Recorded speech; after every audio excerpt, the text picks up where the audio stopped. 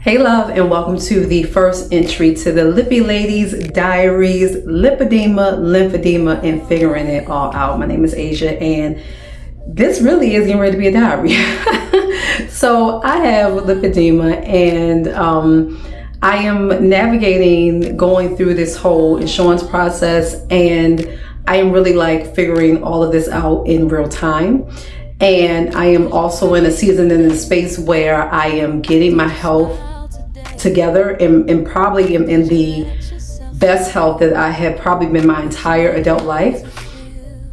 But this lipedema is not being too kind to me. And so while I wish, honestly, I kind of wish I would have done this at least maybe at the top of the year when all of this really for me became like a thing. But we're starting now. I want to be able to document this for myself, because I don't know how this is all going to turn out, and I'm hoping that along the way, as you kind of find your way over here to this little corner of the internet, that if you are a woman that's experiencing lipedema, you're living with it, that this might be just a safe space. Hey girl, hey, I see you. If you have had to deal with your legs playing Tetris all day long too, baby, this space is come. This space is for us. So welcome. Grab you a good drink. I'm sipping on a iced coffee with a little protein in it that I have been sipping on since God knows how long, pretty much the whole day. But that's another part of the story. But yeah, so come on, grab you something. We're gonna make this quick. For me, my vision is really just that these are, kind of quick check-ins as my mind remembers stuff. And I also wanted to be interactive. I feel like there are voices that are out in the world, obviously talking about lipedema, and I definitely feel there's a difference between when I initially got my diagnosis, which for me was 4 years ago, versus now. There are a lot more people that are talking about it, but it still seems real quiet. And I'm pretty sure for most women in the areas that they live in, if you say it, especially if you have lipedema, you won't always get what, ladies? Oh, lymphedema, right? Or even if they are aware, kind of, it doesn't seem like a big deal to them, right? And it's certainly sure there's an issue with having to navigate the terrains of insurance, because they act like lipedema, it's a medical code. Oh, it's a medical code, but apparently it don't have nothing else associated with it other than being a medical code. So I just wanted to be able to document all of this kind of going along. But let's go back. So lipedema, how did I even figure out I had it? Shout out to my now retired primary. I had a hippie doctor. I like those good old hippie doctors because they be wanting to try different stuff, right? And they don't necessarily go textbook. They are phenomenal what they do, but they're willing to explore and think outside the box, and that's for sure what she was for me as my primary. And so I have always struggled with my weight. And July 2022, I had taken a trip, got on a flight, and I kind of was at, I guess, my highest weight at that point in time. All right, no, for real, my highest weight was 333. Now, we're gonna talk about that. My highest weight was 333. That was when I was 21. Had gastric bypass, and I had gastric bypass 4 months after having my first child, which I always wondered if that was the thing that triggered the lipedema. Ladies, we know that apparently lipedema, there's like a traumatic thing that happens. What can't necessarily be pinpointed is whether or not it happens in puberty, during childbirth, or menopause or premenopause for some women. But there's like a hormonal event that takes place that kind of jacks things all up. I've sometimes wondered if having gastric bypass 4 months after having my first child, which I didn't even know you weren't supposed to do. It was supposed to be like 18 months, right? If that might have been the thing that triggered it. Anyway, it's been eons from now. I'm 36 for context at this point, so I don't know. I can't even remember. I don't feel like I ever had this issue prior to that. but it's just been too long ago. And for so long, you ladies know who deal with the lipedema and you're dealing with a weight issue, right? Everything gets categorized underweight. So I don't even know if there is a way for me to ever go back and say, oh, well, you know what, maybe that wasn't lipedema, or I remember when things are different. I ain't gonna never know. Anyway, back to the story. So that was my highest weight. But by the time we, fast forward a little bit, at this point, I now have 2 more children. It's July 2022. Go on a trip, took a flight from, maybe it's like a 3-4 hour flight. And I noticed the whole time that I was down there, it was the first time that I started seeing the bruising all over my legs. I mean, it was insane. It was like somebody had beat me up completely. When I came back about a week later, I noticed that it wasn't going away. So, I thought I was getting blood clots or something, I don't know. So I reached out to my primary, and she was the first one who, just was kind of looking, and she was like, something don't look right. Something doesn't look right. I want you to go and see a lipedema specialist.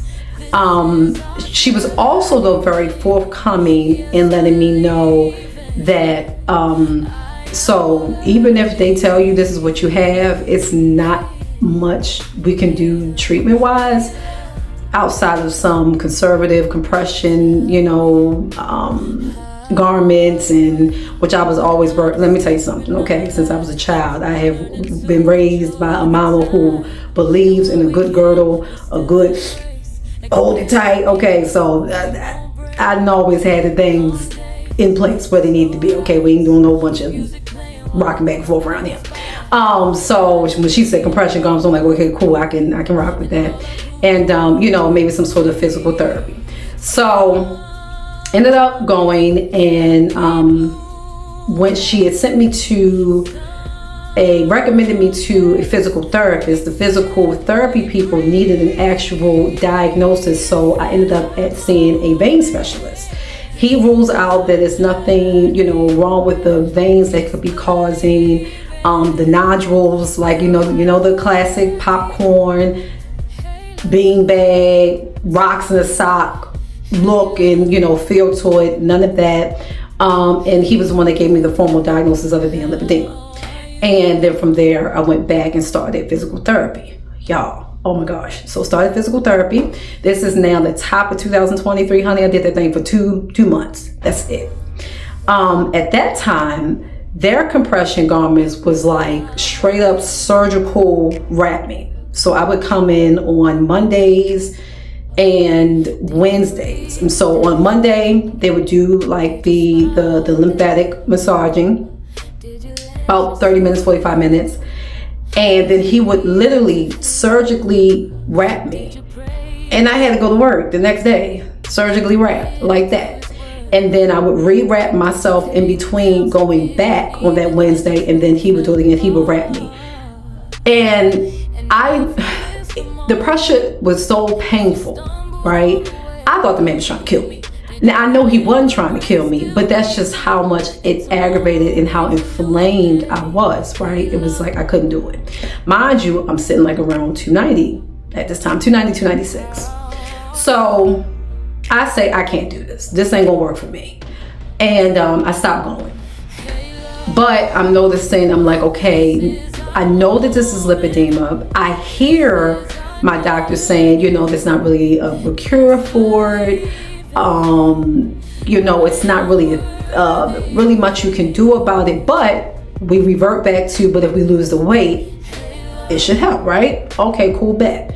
So I get this bright idea in my mind now. Rock steady with me for a second. I get this bright idea in my mind that, you know what? The first time I had gastropod pads, right? I was 4 months postpartum, and y'all must have been operating on me.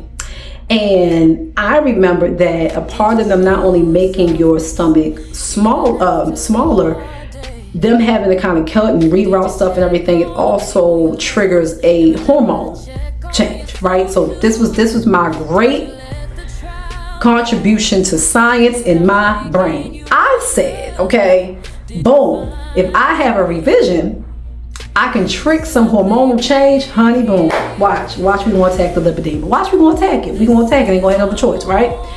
So my doctor, she don't know all of my plans. She doesn't know all my plan, but what she does know is you sitting around 300 again. We got you down from 333. The lowest I had got down was 255. Started having babies, got back up to 296, just to give the context there. And she like, we do need to do something because your kneecaps is gonna bust wide open if we don't, do something. So okay, I get the revision. The revision, I go from 296 to 284. That's it. That's all. It didn't do what I was supposed to do.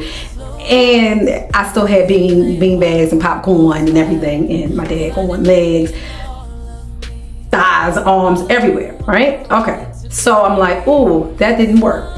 So again, I'm still like conservative. It's so funny because I have so many videos of like, this is day one and I'm starting my health journey. I did that whole thing, right? Every Monday we restarted. Then, I moved it to Sunday because I'm like, this first day of the week, boom, we really gonna start and I'm gonna be serious. Okay. Did it a whole bunch of times. Fast forward this year, February of this year, I really became really intentional about figuring out what was going to work for me, because what I really did notice was like my knees, they hurt for real. And I have always been active, even at my heaviest. I have a ball, I like to be outside. I like to be active. I am very thankful for my mobility, and I have small children.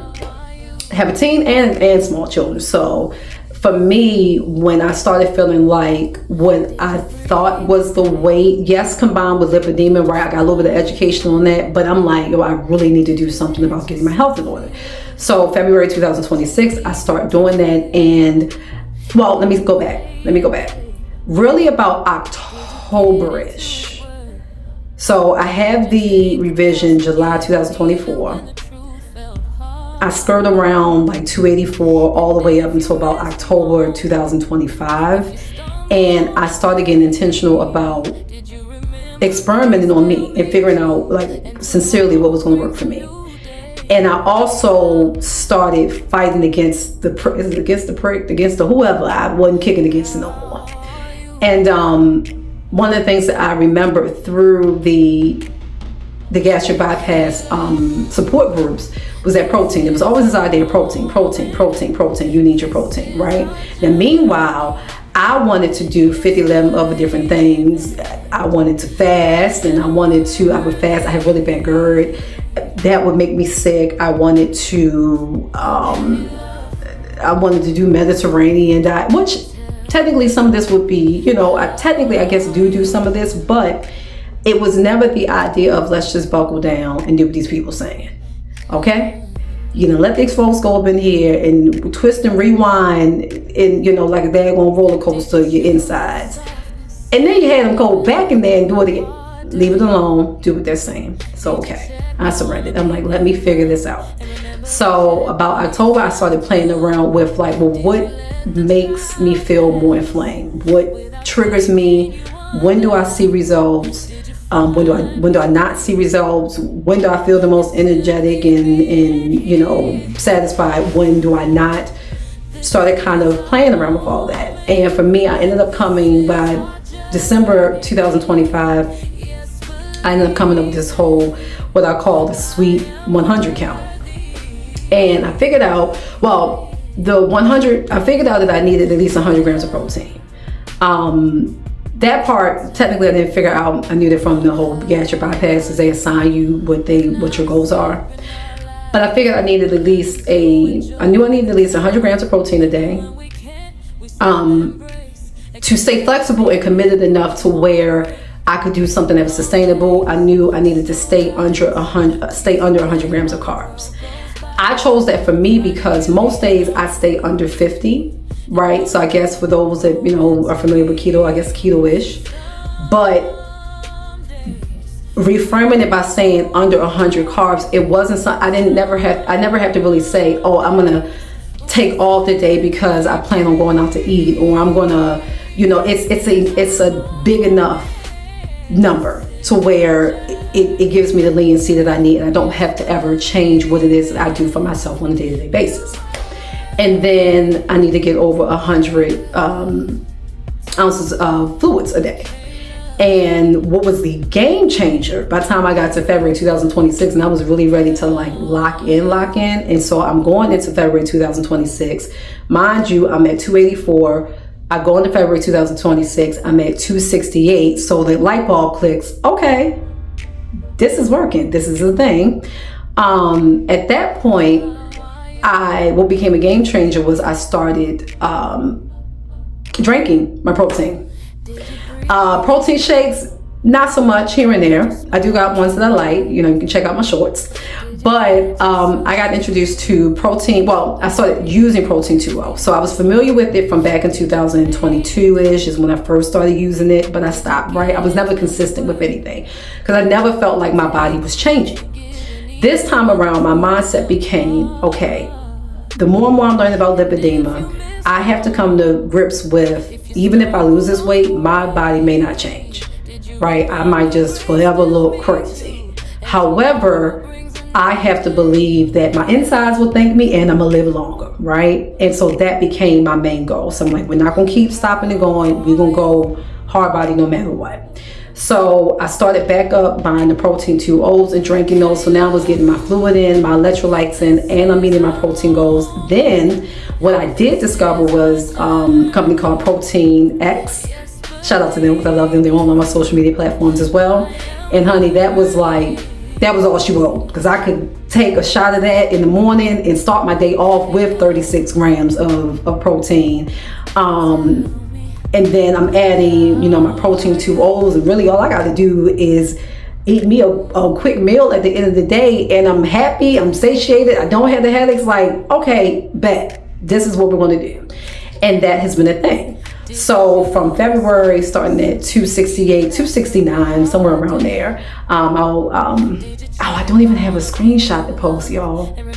I don't have a screenshot to post because I didn't get my new scale until March.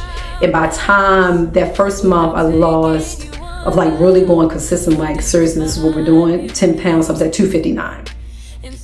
Fast forward, it is August as I am recording this. I don't even know what the date it is. It's August. And I'm at 217, 220. It always teeters between 3 pounds, and that depends on how inflamed I am. And so I'm still going. Here's where that mental mindset, right? That challenge that came into play was, honey, I lost all this weight. My family can see it, my friends can see it, because I have been recording and taking videos, which I will not share here because this is a very modest channel, honey. But I have been always documenting. I'm big on documentation. And so I thank God for that, could see it through what I have been documenting, because I'm not going to hold you. Lipedema, it's like I've deflated, but you could see the lipedema nodules more now, or it's more pronounced than what it was before. And so I went back May of 2000 of this year, decided to get a fresh diagnosis, decided, okay, you know what, not only are you going to lose the weight, get in the best shape of your life, like you're going to go and do this, you're also going to attack this lipedema. We're going to get this under control. And I decided that I was going to go back through conservative treatments, got my lipedema diagnosis refreshed. I've been in conservative treatment since June, got my pump, and I'm like, ain't nothing working. And then I start seeing these videos of lipedema removal surgery. And I'm, at this point, everybody that's on my medical team or in the medical wheelhouse that I'm working with, they're all like, this is not going to go away. You need to have this surgically removed, which is something I probably always knew. But because I had always been on the heavier side, you got to tackle that first, right? Now that I'm continuing to drop the weight and do what I need to do, I still got a problem. My thighs are still playing Tetris. I don't like that, right? So now it became about, how do I get approved for the surgery? So Now that's the place that I'm in, and I'm working with my insurance company, which, boy, whew, honey, we're going to have to make that the next video, because that has been a challenge. That has been a challenge, and again, it is part of the reason why I decided I wanted to start this diary, because I have seen success stories mainly in the UK, so I guess shout out to them too, because the girls over there, okay, the lippy ladies over there, they're getting it done. I've read about success stories on Reddit and different, social media platforms, but it was always like the after effect, and it was always, a lot of times it included a lipedema advocacy, which, child, I'm supposed to $1,500. I ain't got that. I don't, nope. But what I do have is a good chat GPT. Yep. And we're going to figure this out. So I said, you know what? I'm going to tackle this, and I want to record it because I don't know what the outcome is going to be. Nevertheless, what I do know is, especially in this stage of my life, being so serious. Is there a hair in my eye? I think it is. Being so serious about wanting to get my health together, I really, really, truly think that it's necessary to document this. A part of me, it's like, if this can be used to help another woman to get in the fight, if nothing else, to change her mindset from, I want to lose the weight because I want to have, the whatever the dream body is, to I just want to be the healthiest I can be, then to me that this has served its purpose, right? And if it also holds me accountable to continue to say, despite what's happening, I'm going to show up for myself and for my children. I'm going to set a good example for them. And I'm going to be the best wife that I can be, to my husband, because I want to have my health in order. Then again, it serves its purpose. Now, I'd be lying if I sit here and tell you that the goal is not to hop up on somebody's surgery table, because I'm doing my part. And I'm gonna keep doing my part. Somebody need to come help me get this other stuff out of here, right? So that is my goal. But we don't know. We don't know how it's gonna turn out. We don't know. And I got to tell you about this insurance stuff. So listen, grab your paper. Please be in the comment sections. I want to hear about your stories and what you're going through. Please know that you are sane. If you have any tips that you want to drop, if you might be going through the same thing, I don't know. I hope we find each other. You're going through the same thing, because we can encourage each other to keep calling these people on the main line and waiting on, why did we wait so long to talk to somebody anyway?